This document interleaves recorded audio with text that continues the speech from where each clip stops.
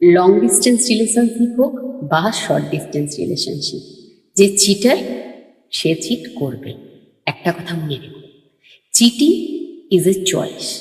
তুমি তাকে যতই ভালোবাসা দাও, তুমি তার জন্য যতই নিজেকে পারফেক্ট বানাও না কেন, তুমি তার জন্য যতই কান্না করো, তাকে যতই বোঝাও, সারা রাত কান্না করো না কেন, সে চিট করবেই। সে কখনো বুঝবে না, কারণ তার প্রবৃত্তিটাই চিটারের।